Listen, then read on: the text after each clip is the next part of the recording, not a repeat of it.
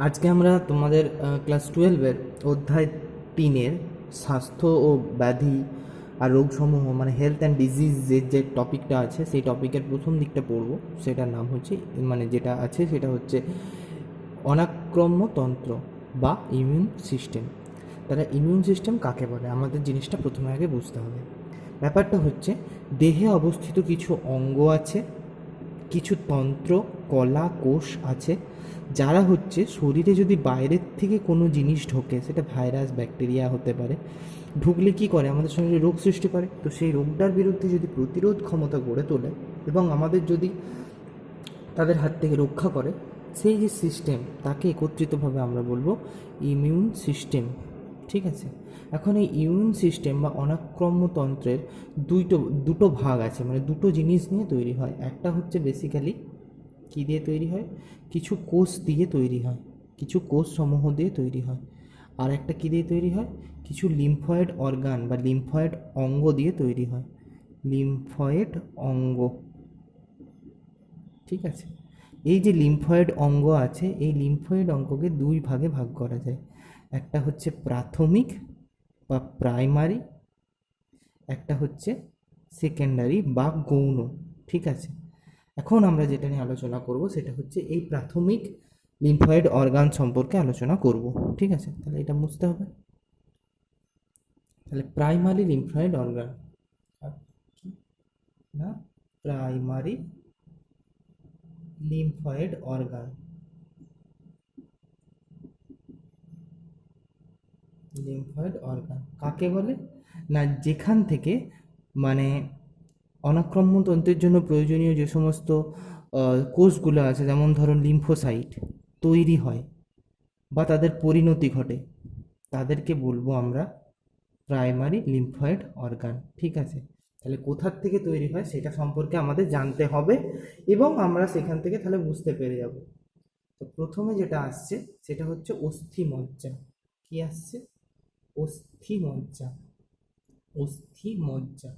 এখন জানি আমরা অস্থিমজ্জা থেকে কিন্তু অনেক মানে আমাদের শরীরের অনাক্রম্যতন্ত্রের জন্য দায়ী যে কোষগুলো সেগুলো তৈরি হয়। তাহলে দুই ধরনের অস্থিমজ্জা থাকে। একটা হচ্ছে দীর্ঘ অস্থি, মানে ধরো ফিমার বা তোমার হিউমেরাস যেগুলো থাকে সেইখানে থাকে। আর কিছু থাকে স্পঞ্জি অস্থি। ক্লাস 11-এ তোমরা এই অস্থির ভাগগুলো পড়েছো। পেশিকলা যেখানে ছিল পেশির আগে। তো এই তাহলে কি হলো না, একটা দীর্ঘ অস্থি এবং একটা হচ্ছে স্পঞ্জি অস্থি। তাহলে এই যে দীর্ঘ অস্থিটা আছে, এই দীর্ঘ অস্থির ধরো সাপোজ আঁকলাম আমি, এটা হচ্ছে এই যে রিজিয়ানটা, এটা দীর্ঘ অস্থি, এর মধ্যে যে অস্থিমজ্জাটা থাকে সেটা হচ্ছে পিত বর্ণের বা ইয়েলো কালারের হয়। আর এই যে রিজিয়ানটা এটা হচ্ছে স্পঞ্জি অস্থি। তাহলে স্পঞ্জি অস্থির মধ্যে কি ধরনের থাকে, রেড কালারের অস্থিমজ্জা থাকে বা লোহিত অস্থিমজ্জা অবস্থান করে। তাহলে কি হচ্ছে, অস্থিমজ্জা থেকে আমরা জানি যে সমস্ত ধরনের রক্তকোষ সৃষ্টি হয়। তা কোথার থেকে তৈরি হয় না, হিমাটোপয়েটিক, হিমাটোপয়েটিক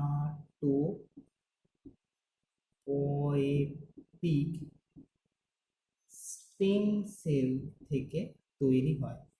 ঠিক আছে, বোঝা গেল? এই হচ্ছে অস্থিমজ্জা। তাহলে প্রাইমারি লিম্ফয়েড অর্গানের মধ্যে প্রথম কে আসছে না, অস্থিমজ্জা। এরপরে 2 নম্বর থাকলে কে আসছে, আমাকে 2 নম্বর কে সেটা জানতে হবে। 2 নম্বর আসছে thymus, thymus gland, thymus gland. What is thymus gland and where it is situated? It is situated just near and the thyroid gland. ঠিক আছে, তাহলে এই যে থাইরয়েড গ্ল্যান্ড রইল, ধরো এখান থেকে ট্রাকিয়া তৈরি হলো এবং এদিকে লাংস অবস্থান করছে দু সাইডে। তাহলে এই যে রিজিয়ানটা, এই রিজিয়ানে কি থাকছে না, থাইমাস গ্ল্যান্ড থাকছে। তো থাইমাস গ্ল্যান্ডে কি উৎপন্ন হয়, দেখো আমরা আগে পড়েছিলাম lymphocyte, 2 types of lymphocytes, B lymphocyte and T lymphocyte. এখন টি লিম্ফোসাইট উৎপত্তি লাভ করছে ফ্রম বোন ম্যারো, অস্থিমজ্জার থেকে, কিন্তু আফটার উৎপত্তি সে কোথায় চলে আসছে না, থাইমাস গ্ল্যান্ডে চলে আসছে। তাহলে টি lymphocyte after formation come into thymus gland where ইট সিক্রিটস, মানে দিস থাইমাস গ্ল্যান্ড সিক্রিটস, কি করে সিক্রিট করে না থাইমোসিন। থাইমোসিন কি সিক্রিট করে না thymosin. In the presence of thymosin, এই থাইমোসিনের উপস্থিতিতে এই টি লিম্ফোসাইট কি করে, টি লিম্ফোসাইটের ম্যাচিউরেশন সম্ভব হয়, ঠিক আছে, এবং পরিণত হয় এবং অ্যাক্টিভিটি করার জন্য সে রেডি হয়। হয়ে গেল, এই হচ্ছে প্রাইমারি লিম্ফয়েড অর্গান সম্পর্কে পড়লাম। তাহলে দুই ধরনের পড়লাম, একটা হচ্ছে bone marrow and second is thymus gland. এরপরে আমরা আসছি সেকেন্ডারি লিম্ফয়েড অর্গান। কি আসছি না সেকেন্ডারি, সেকেন্ডারি, ঠিক আছে। সেকেন্ডারি লিম্ফয়েড অর্গানের কাজ কি? উৎপত্তি এবং পরিণতি, ম্যাচুরেশন কমপ্লিট হয়ে গেল কোথায়? প্রাইমারি লিম্ফয়েড অর্গানে। তাহলে সেকেন্ডারি লিম্ফয়েড অর্গানে কি হবে না তাদের সঞ্চয় থাকবে, স্টোরেজ অর্গান হিসেবে ইউজ করে। তো প্রথম যেটা সেটা হচ্ছে লসিকা এবং লসিকা লসিকা গ্রন্থি, তো তাকে বলে lymph node, lymph node and gland, ঠিক আছে, lymph node and lymph gland. তাহলে লিম্ফ নোড এবং লিম্ফ গ্ল্যান্ড কি না লসিকা সংবহন তন্ত্র, তোমরা এটাও তোমরা ক্লাস 11-এর সংবহন চ্যাপ্টারে পড়েছিলে। তো কি না কুচকি বগল এই যে জায়গাগুলোর মধ্যে কিছু গ্ল্যান্ড অবস্থান করে, যা হচ্ছে লসিকা সংবহন তন্ত্রের অন্তর্গত। তার মধ্যে কি হয় না তৈরি হওয়া বিভিন্ন কোষগুলো টি লিম্ফোসাইট, বি লিম্ফোসাইট, এরা অবস্থান করে, ঠিক আছে। আর একটা আছে সেটা হচ্ছে স্প্লিন, অর যেটাকে বলে প্লিহা, স্প্লিন, ঠিক আছে। এখন এই স্প্লিনের কাজ কি না স্প্লিন হচ্ছে, প্রশ্ন আসে, সব থেকে বড় দ্য লার্জেস্ট লিম্ফয়েড অর্গ্যান কাকে বলে না স্প্লিনকে। তাহলে লার্জেস্ট লিম্ফয়েড অর্গ্যান, ঠিক আছে, এটা কিন্তু প্রশ্ন আছে, তার মধ্যেও সঞ্চিত থাকে। তো অনেক ক্ষেত্রে দেখা যায় স্প্লিন কেটে বাদ দেওয়া হয়। এখন স্প্লিন যদি কেটে বাদ দেওয়া হয় তাদের ক্ষেত্রে কি হয়, এই যে ম্যালেরিয়া হয়, ম্যালেরিয়া সংক্রমণের সম্ভাবনা কিন্তু অনেকাংশে বেড়ে যায়, বিকজ সেখানে স্টোরেজ হিসাবে কোনো লিম্ফোসাইট কিন্তু থাকছে না, ঠিক আছে। এরপরে আসছি আমরা, এ তো হলো তন্ত্র সম্পর্কে বা অর্গান সম্পর্কে জেনে নিলাম যে প্রাইমারি এবং সেকেন্ডারি লিম্ফয়েড অর্গান কি। আরেকটা পার্ট ছিল, দেখো প্রথমেই বলেছি, সেটা হচ্ছে সেলস। এখন সেলস কিন্তু তোমরা কিছু পড়েইছো, নতুন করে বলার কিছু নেই, তবুও একবার বলে নিচ্ছি। সেলস কারা অংশগ্রহণ করছে, পার্টিসিপেট করছে? প্রথমে হচ্ছে white blood cell. White blood সেলের মধ্যে একটা আছে গ্র্যানুলোসাইট, গ্র্যানুলোসাইট, আর একটা হচ্ছে এক গ্র্যানুলোসাইট, ঠিক আছে। তাহলে গ্র্যানুলোসাইটের মধ্যে আমরা জানি কি না নিউট্রোফিল, ইউসিনোফিল অ্যান্ড হচ্ছে বেসোফিল। আর এক গ্র্যানুলোসাইটের মধ্যে কি থাকে মোনোসাইট, আর একটা হচ্ছে লিম্ফোসাইট, ঠিক আছে। এইগুলো যদি তোমরা জানতে চাও ক্লাস 11-এর রক্ত সংবহনতন্ত্রের যে ভিডিওটা দেওয়া আছে সেটা গিয়ে দেখতে পারো, ইন ডিটেল তোমরা এগুলোর কাজ, উৎপত্তি, কোথার থেকে কি হচ্ছে সব জানতে পারবে, ঠিক আছে। মেবি বোধ হয় রক্ত সংবহনতন্ত্রের থার্ড পার্ট, মানে 3 নম্বর ভিডিওটা, ঠিক খেয়াল করছে না, গেলেই বুঝতে পারবে প্লে লিস্টে ওখানে। এই হলো সেল। আরও কিছু নতুন সেল সম্পর্কে আমরা আলোচনা করব, সেটা হচ্ছে গ্র্যানুলোসাইট, সরি, কী কী সেল সম্পর্কে আলোচনা করব না ম্যাক্রোফাজ সম্পর্কে আলোচনা করব। ম্যাক্রোফাজ, এই ম্যাক্রোফাজ কি না কিছু সেল যারা হচ্ছে এনগাল্ফ করে বিভিন্ন ধরনের, আছে পরে এখানেই আছে বুঝতে পারবো, এবং সেটাকে বিনিষ্ট করতে সহায়তা করে কোনো ব্যাকটেরিয়া এবং ভাইরাসকে। তো একে দুই ভাগে ভাগ করা যায়, একটা হচ্ছে যেগুলো হচ্ছে চলনে সক্ষম তাদেরকে বলে ফ্রি বা মুক্ত, আর যেগুলো চলনে অক্ষম, ঠিক আছে। তো চলনে অক্ষমগুলো কি না হচ্ছে কুফার সেল। কোথায় থাকে? যকৃতে থাকে, যকৃতের কুফার সেল। তাহলে এই দুই ধরনের ভাগ করা যায়। তাছাড়া আরও বেশ কিছু কোষ আছে, যেমন হচ্ছে ন্যাচারাল কিলার সেল, তো তাকে শর্ট ফর্মে লেখে এনকে সেল, ঠিক আছে। এও হচ্ছে আমাদের অনাক্রমতন্ত্রে কাজ করে। তাছাড়া মাস্ট সেল অবস্থান করছে এবং dendritic cell, dendritic cell, dendritic cell, ঠিক আছে। তো এই হচ্ছে আমাদের বেসিক্যালি সেলস, কী কী সেলস কাজ করে এবং অনাক্রমতন্ত্র তৈরি করতে সহায়তা করে তার একটা মোটামুটি ধারণা দিয়ে গেল। এরপরে আমরা যেটা চলে আসব সেটা হচ্ছে অ্যান্টিজেন এবং অ্যান্টিবডি স্ট্রাকচার সম্পর্কে, কারণ this is the most important part I think, যে অনাক্রম্যতন্ত্র বুঝতে গেলে আগে অ্যান্টিজেন অ্যান্টিবডি রিয়াকশনটা বুঝতে হবে। আমরা অনেক সময় শুনে থাকি এই অ্যান্টিজেন ঢুকছে অ্যান্টিবডি, অ্যাকচুয়ালি অনেকে ভুল করি যে কোনটা অ্যান্টিজেন কোনটা অ্যান্টিবডি, সেই ধারণাতেই কিন্তু আমাদের একটা ভুল থাকে। তো আমরা এখন সেই ভুলটা করব না, বোঝার চেষ্টা করব। অ্যান্টিজেন, ঠিক আছে, হোয়াট ইজ অ্যান্টিজেন? অ্যান্টিজেন হচ্ছে বাইরের থেকে, এটা ধরো সারাউন্ডিংস বা বাইরের রিজিয়ন, সেটার থেকে যদি কোনো কিছু আমাদের শরীরে প্রবেশ করছে এবং আমাদের শরীরে প্রবেশ করে কি করছে, আমাদের শরীরের ভেতরে ইমিউন সিস্টেমকে জাগ্রত করছে, ইমিউন সিস্টেমকে অ্যাক্টিভেট করছে, এবং তার সাথে সাথে কি করছে, অ্যাক্টিভেট করছে, তার সাথে সাথে কি করছে না, অ্যান্টিবডি তৈরি করতে সহায়তা করছে। কি করছে? অ্যান্টিবডি তৈরি করতে সহায়তা করছে। তাহলে এই যে পুরো প্রসেসটা যার জন্য হচ্ছে তাকে বলবো আমরা অ্যান্টিজেন। বোঝা গেল? তো এই হচ্ছে অ্যান্টিবডিস কাকে বলে, সরি অ্যান্টিজেন কাকে বলে বোঝা গেল। এখন অ্যান্টিজেন জিনিসটা কি দিয়ে তৈরি সেটা আমাকে জানতে হবে। বেসিক্যালি অ্যান্টিজেন হচ্ছে একটা প্রোটিনিসিয়াস মলিকুল। কি না, প্রোটিনিসিয়াস মলিকুল মানে প্রোটিন দ্বারা তৈরি হয়। এবার বলবেন স্যার সব কি প্রোটিন দ্বারা তৈরি হয়? না, কিছু জিনিস আছে, যেমন হচ্ছে ধর লিপিড দ্বারাও কিছু তৈরি হয়, কিছু নিউক্লিক অ্যাসিড দ্বারাও তৈরি হয়, ঠিক আছে, কিন্তু এগুলো ব্যতিক্রম। তবে বেশিরভাগ ক্ষেত্রে সিংহভাগ প্রোটিন দ্বারা তৈরি হয়, ঠিক আছে।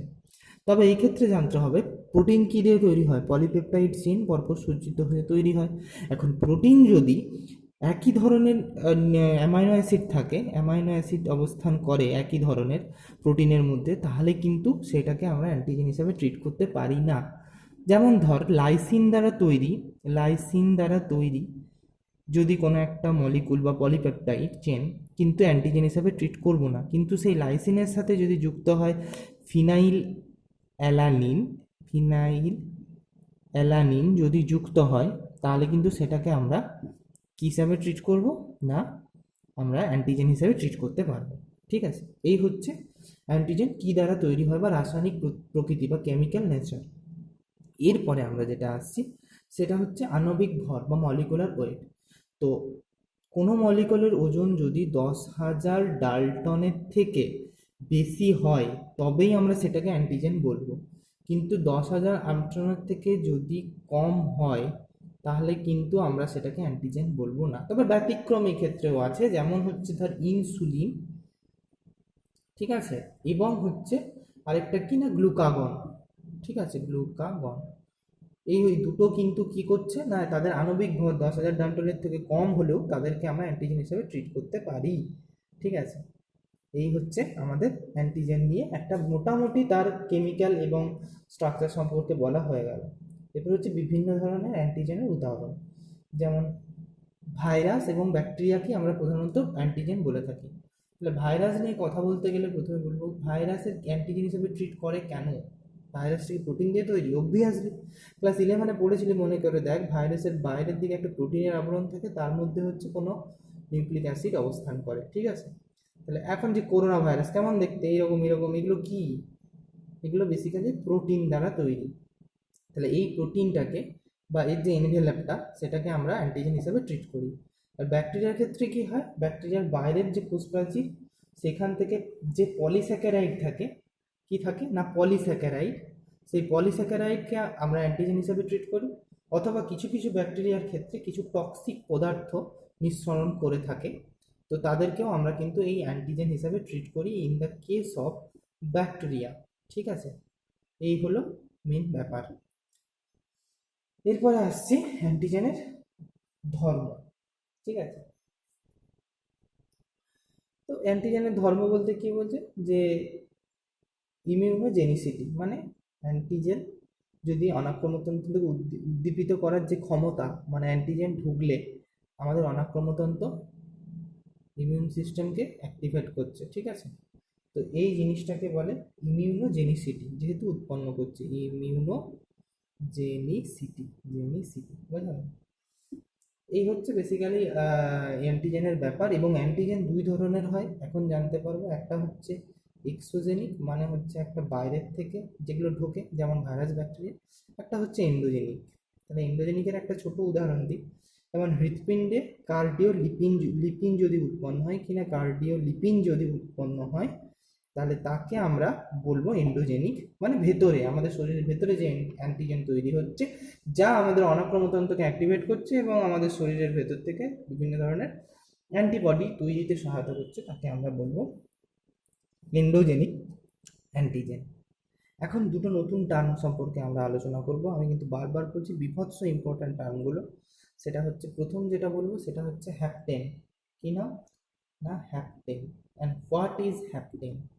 হ্যাপটেন হচ্ছে কতগুলো ক্ষুদ্র ক্ষুদ্র মলিকুল, ঠিক আছে, যাদের কিন্তু আণবিক ভর খুব ছোট, মানে খুব ছোট। তারা কিন্তু নিজের থেকে শরীরের অনাক্রমতা তৈরি করতে পারে না, কিন্তু এরা কি করে, একটা বড় প্রোটিন বাহক অণুর সাথে, মানে এটা প্রোটিন, এর সাথে যুক্ত হয়ে গেল, এর সাথে যুক্ত হয়ে গেল, তাহলে এটা আণবিক ভরটাও বেড়ে গেল। এখন অনাক্রমতন্ত্রকে অ্যাক্টিভেট করছে এবং এর বিরুদ্ধে অ্যান্টিবডি তৈরি করছে। এই যে প্রসেস, তাহলে এই ক্ষুদ্র ক্ষুদ্র জিনিসগুলো যেগুলো আছে তাকে বলে হ্যাপটেন। এখন হ্যাপটেনের উদাহরণ কি না, বায়োটিন এবং 2,4-DNP, ডাইনাইট্রো, সরি এটা হচ্ছে ফিনাইল, ঠিক আছে, ডাইনাইট্রো ফিনাইল। তাহলে এখন হচ্ছে হ্যাপটেনের বৈশিষ্ট্য কি? হ্যাপটেন একা কি কোনো ধরনের অ্যান্টিজেন তৈরি করতে পারে? সরি, অ্যান্টিবডি তৈরি করতে পারে? পারে না। তার সাথে অ্যান্টিবডি তৈরি করতে গেলে বাহক প্রোটিন যুক্ত হতেই হবে, তাই একে আমরা ইনকমপ্লিট অ্যান্টিজেন বলবো। কি বলবো? Incomplete antigen. এখন আসছি আমরা যে হ্যাপটেনের প্রকারভেদ। হ্যাপটেন দুই ধরনের হয়, একটা হচ্ছে সিম্পল, একটা কম্পাউন্ড বা জটিল, ঠিক আছে। তাহলে সিম্পলটা কি না, যারা হচ্ছে অ্যালার্জি টাইপের কোনো জিনিস আমাদের শরীরে তৈরি করে তাকে বলবো সিম্পল। আর জটিলটা কি না, ওই যে কার্ডিওলিপিন বললাম, ওই কার্ডিওলিপিনটা হচ্ছে এই কম্পাউন্ড বা জটিল হ্যাপটেনের মধ্যে পড়ে। তাহলে হ্যাপটেন কাকে বলে, অ্যান্টিজেন কাকে বলে, হ্যাপটেনের বৈশিষ্ট্য লেখো, বা প্রশ্ন হতে পারে হ্যাপটেন এবং অ্যান্টিবডির মধ্যে পার্থক্য লেখো। তাহলে হ্যাপটেন কিন্তু ভেরি ভেরি ভেরি ইম্পর্ট্যান্ট, ঠিক আছে। এরপরে আমরা যেটা আসছি সেটা হচ্ছে adjuvant. What is this? This is known as adjuvant. Adjuvant. And what is adjuvant? Adjuvant হচ্ছে বেসিক্যালি বাইরের থেকে যদি আমরা এটাকে আমাদের শরীরে ঢোকাই, তাহলে কি হচ্ছে, আমাদের ইমিউন সিস্টেমটাকে যদি তাড়াতাড়ি রেসপন্স করতে ত্বরান্বিত করে, তাকে আমরা বলবো অ্যাডজুভেন্ট। ক্লিয়ার? তাছাড়া কি করে এটা, তাহলে আমরা বাইরের থেকে অ্যান্টিবডির সাথে যুক্ত করেও দিতে পারি বা ডাইরেক্ট সিম্পল দিতে পারি। তাহলে এটার উদাহরণ কি হবে, যেমন হচ্ছে প্যারাফিন তেল, বা ধর অ্যালাম বা অ্যালুমিনিয়াম হাইড্রোক্সাইড, এইসব জিনিস কিন্তু আমাদের অ্যাডজুভেন্ট হিসাবে কাজ করে, ঠিক আছে। এই হচ্ছে মোটামুটি ব্যাপার। এরপরে আমরা যে টার্মিনোলজি নিয়ে আলোচনা করব, সেই টার্মিনোলজিটা হচ্ছে এপিটোপ অ্যান্ড প্যারাটোপ, ঠিক আছে। তো ওটার জন্য আমি একটা ছবি আঁকছি। সাপোজ ধর this is antigen, clear, and this is the structure of an antibody. What is this? This is antibody. So অ্যান্টিজেনের যে পার্টটা অ্যান্টিবডির সাথে যুক্ত হয়, পুরোটা তো যুক্ত হয় না, নির্দিষ্ট একটা পার্ট থাকে যে পার্টটা ইজিলি অ্যান্টিবডির সাথে যুক্ত হয়, সেই পার্টটাকে আমরা বলবো এপিটোপ। কি বলবো? এপিটোপ। আর অ্যান্টিবডির যে পার্টের সাথে অ্যান্টিজেন যুক্ত হয় সেই পার্টটাকে বলবো প্যারাটোপ, ঠিক আছে। এটা কিন্তু বারবার গুলিয়ে যায়, অ্যান্টিজেনের সাথে এপিটোপ, অ্যান্টিবডির যে পার্টটা প্যারাটোপ। তাহলে কি, অ্যান্টিজেন এবং অ্যান্টিবডি পরস্পর যুক্ত হয় এবং রিয়াকশন করে, যে জায়গায় যুক্ত হয় সেই জায়গাটার নির্দিষ্ট কিছু নাম আছে। অ্যান্টিজেনের যে জায়গাটা যুক্ত হয় তার নাম এপিটোপ, অ্যান্টিবডির যে জায়গায় যুক্ত হয় তার নাম প্যারাটোপ, ঠিক আছে। এই হচ্ছে ব্যাপার। তাহলে মোটামুটি অ্যান্টিজেন সম্পর্কে একটা বেসিক কনসেপ্ট দেওয়া গেল। এরপরে কি নিয়ে আমরা আলোচনা করব সেটা হচ্ছে অ্যান্টিবডি। তাহলে হোয়াট ইজ অ্যান্টিবডি? এখন অ্যান্টিবডি বলতে কি বোঝাচ্ছে? শরীরে ধর অ্যান্টিজেন প্রবেশ করলো, অ্যান্টিজেন প্রবেশ করার ফলে আমাদের অনাক্রম্যতন্ত্র কিন্তু অ্যাক্টিভেট হলো, অ্যান্টিবডি বডি, ঠিক আছে। এখন অনাক্রম্যতন্ত্র অ্যাক্টিভেট হলো, অনাক্রম্যতন্ত্র অ্যাক্টিভেট হলো এবং তার ফলে ওই অ্যান্টিজেনের বিরুদ্ধে কাজ করার জন্য আমাদের শরীর থেকে গ্লাইকোপ্রোটিন নির্মিত কিছু জিনিস খরিত হয়, গ্লাইকোপ্রোটিন নির্মিত খরিত হয়, তাকে বলবো আমরা অ্যান্টিবডি। তাহলে অ্যান্টিবডি আমাদের শরীরের ভেতরে তৈরি হয়। এখন এই অ্যান্টিবডিকে অনেক সময় আমরা বলে থাকি ইমিউনোগ্লোবিন। কি বলে থাকি? Immunoglobulin, immunoglobin. And why it is called immunoglobin? Because these antibodies are formed from globin protein, মানে গ্লোবিউলিন প্রোটিন থেকে, প্লাজমা প্রোটিনের অন্তর্গত গ্লোবিউলিন প্রোটিন থেকে, গ্লোবিউলিন প্রোটিন থেকে তৈরি লাভ করে। সেজন্য তাকে আমরা ইমিউনোগ্লোবিনও বলে থাকি। ইমিউনো তার সাথে গ্লোবিন, কোথার থেকে তৈরি হয়? গ্লোবিউলিন প্রোটিন থেকে অ্যান্টিবডি তৈরি হয়। So it is also called immunoglobin, ঠিক আছে। কোথায় থাকে না রক্তরস, সিরাম, লসিকা, লালারস, অশ্রু, মিউকাস, এই সমস্ত জায়গা যেগুলো হচ্ছে গিয়ে বেসিক্যালি যুদ্ধ করে, সেই জায়গাতে অবস্থান করছে। অ্যান্টিজেন অ্যান্টিবডি কি? বেসিক্যালি অ্যান্টিজেন অ্যান্টিবডি হচ্ছে অ্যান্টিজেন ঢুকলে অ্যান্টিবডি বেরিয়ে তার সাথে যুদ্ধ করে, তাকে নষ্ট করে বা তাকে হারিয়ে ফেলে। আর হারাতে না পারলে আমাদের শরীরে বড়সড় রোগ দেখা যায়, ঠিক আছে। এই হচ্ছে ব্যাপার। Now this is the structure of an antibody. Sir কি এঁকেছেন, কী ধরনের জিনিস একটা? এটাই হচ্ছে সব থেকে আসল জিনিস। তাহলে প্রথমে আমাকে জানতে হবে, আগেই বলেছি অ্যান্টিবডি কী দিয়ে তৈরি? প্রোটিন মলিকুল দ্বারা তৈরি হয়।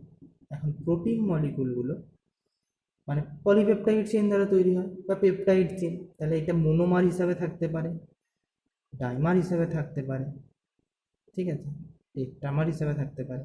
ডাইমার যদি থাকে তাহলে কি দুটো মনোমার থাকবে। তাহলে মনোমার যদি হয় তো মনোমারের একক যদি দেখি তো প্রতিটি মনোমার হচ্ছে 4টি পেপটাইড চেন দ্বারা তৈরি হয়। কি? 4টি পেপটাইড চেন দ্বারা তৈরি হয়, বোঝা গেল? তাহলে 4টি পেপটাইড চেন দ্বারা তৈরি হয়। এখন আমরা এইটি যেটি এঁকেছি সেটা হচ্ছে একটা মনোমারের স্ট্রাকচার অফ অ্যান্টিবডি। তো এইখানে দেখো 4টে চেন এঁকেছি। দিস ওয়ান ইজ একটা 1 নম্বর করলাম, দিস লং চেন 2 নম্বর, এটা একটা লং চেন 3 নম্বর, এবং এইদিকে একটা দেখো ছোট এঁকেছি 4 নম্বর। তাহলে কটা চেন দ্বারা তৈরি? না 4টে চেন দ্বারা তৈরি। এখন এই চেনগুলো সম্পর্কে আমাকে জানতে হবে। কি জানবো? না দেখো এখানে হচ্ছে দুটো চেন অনেক বড় বড়, ঠিক আছে। তো এগুলোকে আমরা বলবো হেভি চেন। কি চেন? Heavy chain. আর দেখো দুটো চেন খুব ছোট ছোট, তাদেরকে আমরা কি বলবো? Light chain. বোঝা গেল? লাইট চেন মানে ছোট চেন। এখন ছোট চেনই হোক বা বড় চেনই হোক, প্রত্যেকটার দেখো দুটো করে এন্ড আছে, এদিকে একটা এন্ড, এদিকে একটা এন্ড, এদিকে একটা এন্ড, এদিকে একটা এন্ড, ঠিক আছে। তো দুটো দুটো টার্মিনাল থাকে। তাহলে একদিকে NH3+ অবস্থান করে, এটারও থাকে কিন্তু দুটোরই NH3+, আর উল্টো দিকে থাকে COO-। এখানে কি থাকছে? COO-।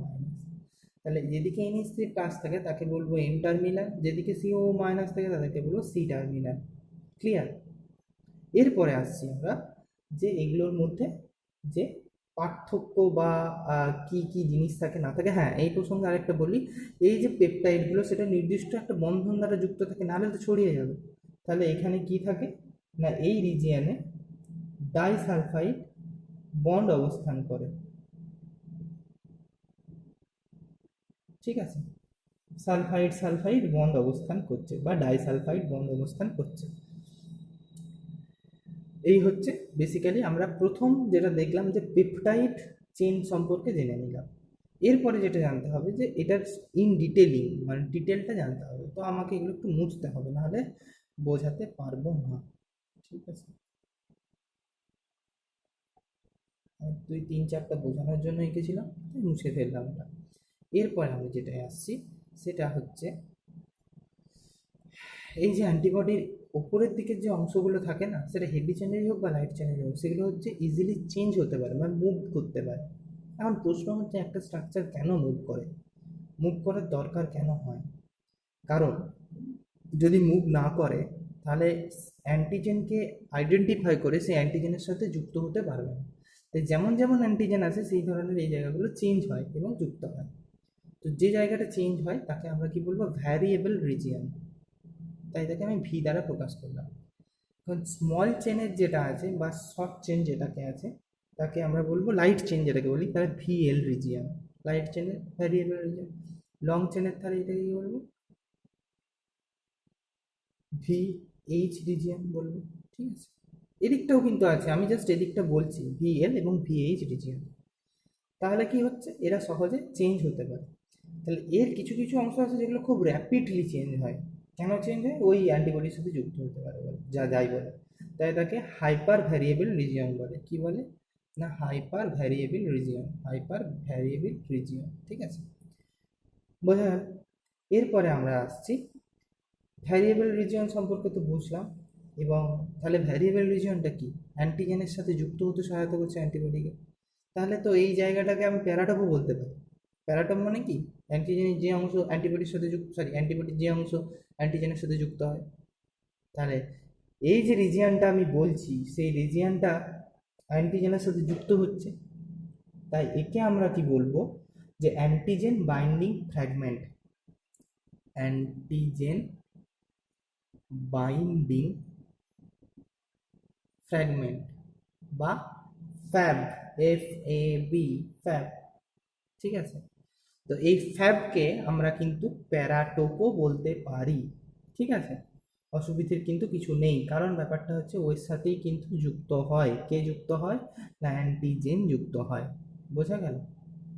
এরপরে আমরা আসছি যে যে যাই ধরো এই এই পোর্শনটা, এইটুকু পোর্শন ভ্যারিয়েবল রিজিয়ন, মানে এই দিকটা, তাহলে বাকিটা কি স্থির থাকে।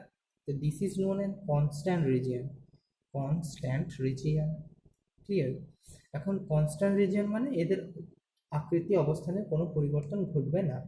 তাহলে ভারী চেনের যদি থাকে, ধরো এটা ভারী চেন, তাহলে constant region of heavy chain, আর constant region of light chain, CL and CH বলতে পারি। ঠিক আছে, এরপরে আমরা আরেকটু কিছু জিনিস সম্পর্কে জেনে নেব, সেটা হচ্ছে লুপ ডোমেন সম্পর্কে একটু জেনে নেব, এবং হিঞ্জ রিজিয়ন।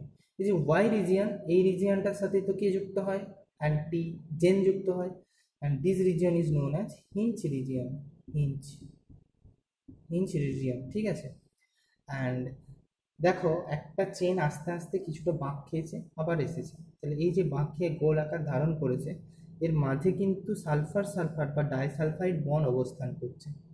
এই যে রিজিয়ন, একে আমরা বলবো loop. And what is domain, loop সহ এই দিকে এবং এই দিকে যদি আমি কাট করি, 60টা যদি নিউক্লিওটাইড থাকে, সরি ষাটটা যদি অ্যামাইনো অ্যাসিড থাকে, এদিকেও যদি 60টা অ্যামাইনো অ্যাসিড থাকে, এবং এই লুপটা সহ যদি আমি কেটে বের করে ফেলি, তাহলে দেখতে কেমন হবে, এরকম, এরকম অ্যান্ড এরকম। তাহলে this is known as domain. ঠিক আছে, বোঝা গেল। তাহলে এই হচ্ছে ডোমেনের স্ট্রাকচার। তাহলে লুপ, ডোমেন, হিঞ্জ রিজিয়ন কি সেটা জেনে নিলাম। এই হচ্ছে অ্যান্টিবডির স্ট্রাকচার। তাহলে অ্যান্টিবডির স্ট্রাকচার সম্পর্কে যদি তোমাদের দেয়, আশা করি তোমরা পরপর যেগুলো বললাম সেই অনুযায়ী যদি তোমরা সাজিয়ে দাও, তাহলে কিন্তু আসতে পারে, এবং ভেরি ভেরি ইম্পর্টেন্ট, যে কোনো মুহূর্তে কিন্তু কোশ্চেন আসতে পারে। ঠিক আছে।